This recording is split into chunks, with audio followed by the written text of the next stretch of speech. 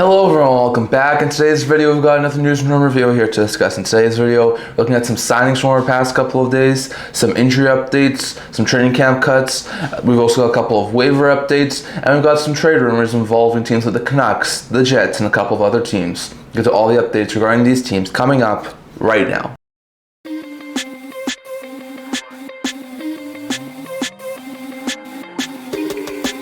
Hello everyone, welcome back to another video here at the End-to-End Hockey channel. Now before we get into this video, don't forget to like this video and subscribe below. Thank you for all of your support. I would never be able to do it without all of you guys. So if you haven't already, don't forget to subscribe button down below. Don't forget to leave a comment. We're on the road to 1,000 subscribers. And don't forget to stay tuned for videos coming out in the very near future. Sorry if there's any background noise here today, but in today's video, we're doing a news rumor video here to discuss. Before I do that, I just want to quickly let you guys know that on my YouTube channel, I am now doing community posts. So if you want to check out the community post tab, I have updates regarding my channel, also some stuff around some of the NHL stuff. So if you haven't already, check it out. It's on my YouTube channel. I've already got a couple of posts out there. We're trying to post regularly each week to sort of give you guys a schedule of my posts that are going to be coming out each week. So definitely, if you want to check out the list of things I have scheduled for that week, check out my community post tab. I'll try and update as regularly as I can. But in today's video, we have another news and rumor video here to discuss. So in today's video, we'll start off as we usually do by talking about some signings. We saw 5 signings from our past couple of days. These are mostly lower end ones, but all ones that I want to discuss here today. So first, with the Winnipeg Jets, Nikita Chibrikov, who's entering the final year of his ELC, has an $875,000 AAV, has signed a 2-year extension with the Winnipeg Jets with the AAV of $875,000. So it's not a bad pickup there for the Jets. Chibrikov's a guy who can play either winger side. He's a 22-year-old player. He was a 50th overall pick in the 2021 draft. So he's been in their system for quite a bit of time. Last year, he got his first real taste of NHL action, putting up 2 goals and 3 points in 4 games after he had 7 goals and 18 points in 30 games at the AHL level. Was sort of a guy who was bouncing around between the NHL and AHL, but got a couple of really solid opportunities at the NHL level. I think this year there's a really good chance to play a little bit more at the NHL level, and I think it could be a really solid top 9 forward going forward for the Winnipeg Jets. So very interesting note there. But they have signed Nikita Chibrikov. Then a guy who was on a PTO wound up signing a new contract with the club he was on his PTO with, and that's Matt Grzelyck. Grzelyck was a left shot defenseman, probably one of, if not the top free agent that was left on the board, especially free agent defenseman. He's 31 years old. He got a 1-year, $1 million deal with the Chicago Blackhawks. So very interesting note there. Last year, Grzelyck played in Pittsburgh, putting up career numbers, having a goal and 40 points in the 82 games with Pittsburgh, playing in a top 4 role. Looked really good, but obviously didn't translate to this year because he didn't get a contract. Now he's going to join the Blackhawks on a 1-year deal. So not too surprising there. And with the low AAV, this is a very tradable contract. So if the Hawks, which I'm expecting, are a seller at the trade deadline, Grzelyck could be a guy who gets moved. So we have to wait and see on that, but Grzelyck did get a 1-year, $1 million deal by Chicago. Next, going over to the Vegas Golden Knights, they have signed Jeremy Davies, who's been a more AHL level guy over the past couple of years. Left shot defenseman, 20 years old, to a 2-year contract AAV of $1.15 million. And this is a little bit of an overpayment for a guy who's a fringe NHL player. Davies last year played in Belleville of the AHL for the Ottawa Senators, putting up 11 goals and 48 points in 72 games. The year prior, he played in 66 games at the AHL level for the Rochester Americans, which is Buffalo's affiliates, putting up 12 goals and 35 points. He also got to 1 NHL game that year too. So very interesting note there. But he's been mostly an AHL guy over the past couple of years, but he did enough in Vegas' training camp to earn himself a new contract. So very interesting note there. Another guy who turned a PTO into a contract, which is not surprising because a lot of people thought this was going to happen, was Connor Sheary, the winger who's 33 years old, gets a 1-year league minimum deal to play with the New York Rangers for this upcoming season. So not too surprised there. Sheary last year spent a little bit of time at the NHL level with Tampa, putting up no points in 5 games, and also had 61 points to 59 AHL games. His first stint at the AHL in quite a bit of time for Sheary. So Sheary's going to start at the NHL level. I wouldn't be surprised if he was placed on waivers at a later point and sent to the minors, but that's a solid pickup there for the Rangers to sign Connor Sheary. And then the Utah Mammoths also add some forward depth by signing center Kevin Rooney. Rooney, who I think went to camp on a PTO with New Jersey Devils. He's a center. He's 32 years old, so he's a little bit on the older side, but he's a guy who's shown in the past years he could be a fringe NHL player. He gets a 1-year deal AAV of league minimum. So the Utah Mammoths have a couple of banged up bomb sex forwards. Rooney can provide some insurance. Last year, he got into a couple of games with the Flames, putting up 5 goals and 10 points in 70 games. First real major stint he had at the NHL levels in a couple of years' time. So I'm not sure if he'll start at the NHL level or the AHL level, but it's at least some more forward depth for the Utah Mammoths. So very interesting note there. But Utah signs Kevin Rooney to a new deal. NYR signs Connor Sheary to a new deal. Vegas sends Jeremy Davies to a new deal. Chicago sends Matt Grzelyck to a new deal. Winnipeg extends Nikita Chibrikov on an extension. So very interesting note there. Next, going over to a couple of injury updates, training camp cuts, and waivers. So for the injury updates, we've got a long list of injury updates here. So first, Seamus Casey was placed on season opening injury reserve with an undisclosed injury. Juho Lammikko was out day to day with an undisclosed injury. And Stefan Nosenroy aggravated his groin injury and was placed on injury reserve. So a couple of bad blows there for the Devils, with one of their top young defensemen, as well as a solid bottom six forward, and one of their top 9 forwards, all being injured. So it doesn't sound like any of those guys are going to start the season, so it's a bad blow there for the Devils. Logan Cooley missed the last preseason game, but should be ready to go for the start of the season, so that's good news there. Having Cooley miss any sort of period of time would be a bad blow there for Utah. Nick Hague, who's out 4 to 6 weeks with an injury, and Matthew Wood, who's out week to week right now, have both been placed on injury reserve by the Predators, so no too surprise there. Both guys are going to miss a little bit of time with injury, so they placed them both on IR, get a little bit of roster flexibility. Dylan McIlrath is out 1 to 2 weeks with a lower body injury and was placed in injury reserve, and Matt Wild is also going to be out 1 to 2 weeks with upper body injury. So some very interesting injury updates there for the Caps, as McIlrath and Waugh are both going to be out for the next week or two. Igor Afanaseyev in the San Jose Sharks organization was placed on IR with undisclosed injury. It seems like he should be ready to go in the next couple of weeks, but that's a bad blow there for the Sharks to get one of their depth forwards out due to injuries. Kyle Burrows was placed in injury reserve with upper body injury for the LA Kings. St. Louis thing shouldn't be out for an overlong period of time, but he's going to be out for the next week or two. Jonathan Toews, who was out day to day with undisclosed injury, was back at practice, so that's really good stuff there for the Jets. Hopefully Toews is not going to be out for an overlong period of time,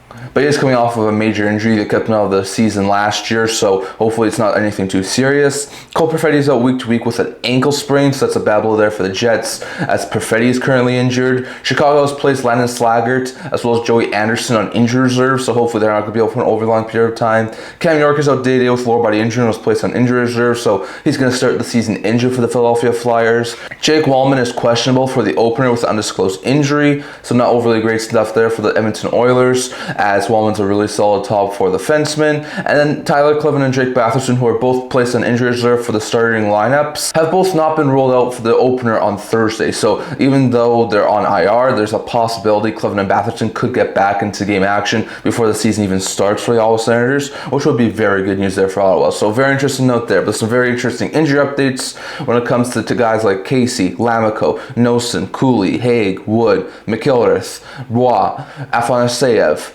Burrows, Toews, Perfetti, Slaggert, Anderson, York, Walman, Kleven, and Batherson. So very interesting note there. Next, going over to some training camp cuts. These are the last 2 training camp cuts that happened before the rosters were finalized yesterday. So very interesting note there. So here are the training camp cuts. Buffalo cut 2 players, including moving Murka and Ostlund to the AHL. Chicago cut 15 players, including moving Savoy, Thompson, Mishak, Hayes, and Allen to the AHL. Dallas cut 4 players. Minnesota cut 2, including moving Haight to the AHL. Montreal cut 3, including moving Beck and Jacques to the AHL. New Jersey cut 9, including moving Villan to the AHL. Ottawa cut 1, moving Holiday to the AHL. Pittsburgh cut 10, including moving Bross to the AHL. San Jose cut 3, including moving Lund and Mussy to the AHL. Seattle cut 2, including moving Oscar Fisker Molgard to the AHL. St. Louis cut 5, including moving Dvorsky, Steinberg, and Lindstein to the AHL. Tampa cut 1. Utah cut 2. Vancouver cut 5, including moving Sasan, Mancini, and Willander to the AHL. And Winnipeg cut DiVincentis to the AHL. So very interesting note there. Not too many training camp cuts at this point in time, as those were the final few, but still some very interesting names that were cut off the final rosters. Next, going over to the waiver updates. So we saw a handful of waivers over on Saturday, Sunday, and Monday. So over those 3 days, these are the guys who cleared waivers. So Mataje Blumel, Jonathan Espiriot, Patrick Brown, Callahan, Merkulov, Steves, DiPietro, a little bit of a surprise there, Soderstrom and Tuft in Boston, Dune in Buffalo, Smith in Carolina, Akana Middleton in Colorado, Hughes, and a little bit of surprise, Coley Chinook in Dallas, Gustafson and Hull in Detroit. It's not too surprising to see those guys clear. It's a little bit surprising to see both those two on waivers. So very interesting note there. Max Jones in Edmonton cleared. Bjornfoot and Stanichka in Florida cleared. Peterson and Pitlick in Minnesota cleared. Kakinen in Montreal cleared. Bordeleau, Cruikshank, Halonen, McEwen, White, Daws, Addison, Green, Laguerre, Hardman, and Gruden cleared for New Jersey, including Daws Daws, Bordlow, and Cruikshank, who I think were a little bit of a surprise in my opinion. Kaliev, Hodgson, Grzelyck, Lykesell, Thompson, and Sogard cleared for the Senators. A little bit surprised Sogard and Kaliev cleared. Grenstrom and Gilbert cleared for the Philadelphia Flyers. A little bit surprised Grenstrom cleared. Raphael, Harvey, Pinard, Poulin, Alexiev, Graves, and Imama all cleared for the Pittsburgh Penguins. A little bit surprised Poulin, Alexiev, Harvey, Pinard cleared. Graves was never getting claimed. He's just a very interesting name that was on waivers. Rigonda and White in San Jose were cleared. Hayden in Seattle was cleared. Skinner in St. Louis was cleared. Carlisle and Halverson in Tampa were cleared. Benning, Mermis, Pizzetta, Thrun, Kampf, and Villeneuve in Toronto cleared. A little bit surprised Thrun and Benning were able to be snuck on waivers. Hebing and Villalta in Utah were cleared. Amon and Vancouver were cleared. A little bit surprised there. Romberg in Vegas. Rempal, Frank, and Stevenson in Washington. Stevenson was a little bit surprised. And Heinola and Dewar in Washington. Heinola was a little bit surprised too. All cleared waivers over the past couple of days. So there were a couple of guys on the list that I thought could have been claimed but weren't, so very interesting note there. But there were 5 claims over the past 3 days on the waiver wire. The Carolina Hurricanes claimed Brendan Bussi back over on Sunday, so that's a very interesting note there. Bussi is a really solid AHL goaltender. Seems like he might have a future as like a backup at the NHL level. Obviously he's going to start the season on the Canes roster. I'm not sure if he's going to get very much playing time to start with because the Canes still have Kochetkov and Anderson, but at least they have a solid third stringer in case Anderson goes down with an injury or Kochetkov's not doing good, so a very interesting note there. The Sabres claimed Colton Ellis from St. Louis. A little bit surprised there. Ellis has been a majority of an AHL player throughout his entire career. Obviously, the Sabres liked him enough that it seems like they're going to be playing him in the first game of the season, or at least having him as the backup. So, very interesting note there, but the Sabres claimed Ellis. The Leafs claimed Bosami Blais from Montreal and Kane Primo from Carolina. So, very interesting note there. Blais has experience playing with Craig Berube from his time in St. Louis, so he can be a solid fourth line forward. And with Joseph Woll taking an indefinite leave of absence for some reason, they're going to need a new backup, so Primo's most likely going to be a backup to start the season, and then once Woll gets back, if they sneak him down on waivers, he could probably be a third stringer, so very interesting note there. And then Tampa claims Curtis Douglas, another basically long-time AHL level player, guy who's a bigger type player, really hard to play against. He could be a really solid pounding type fourth line forward, so very interesting note there, but some very interesting waiver claims as Douglas, Primo, Blais, Ellis, and Bussi were claimed off of waivers. And lastly, we're going over to a couple of very interesting pieces of news. So first, when it comes to some extension updates, Hutson and the Montreal Canadiens extension talks apparently got emotional according to Elliot Friedman, so they're all taking a step back. It sounds like Hutson probably wants somewhere in the $9 to $10 million range. The Canadiens might want a little bit less. I'm not sure if that's exactly what the price tags are, but it seems like they got a little bit emotional trying to discuss a new contract, and they're taking a little bit of step back for now, so don't expect a Hutson extension in the very near future. Apparently, according to some recent reports, Kempe is sort of using William Nylander's contract as a ballpark for his new contract, so he's looking probably in the just over $11 million range. With that in mind, Ken Holland doesn't seem to really want to go that high, so it seems like contract talks is still, and there probably won't be a contract in place before season starts for the Los Angeles Kings, so very interesting note there. Recent reports, I think, from Pagnotta and a couple of other guys have mentioned that Jacob Markstrom and the New Jersey Devils are talking about a contract extension. No guarantees about how close that contract extension is, but at least they are discussing it, so that's really good stuff there for the Devils and Markstrom if they are able to keep him.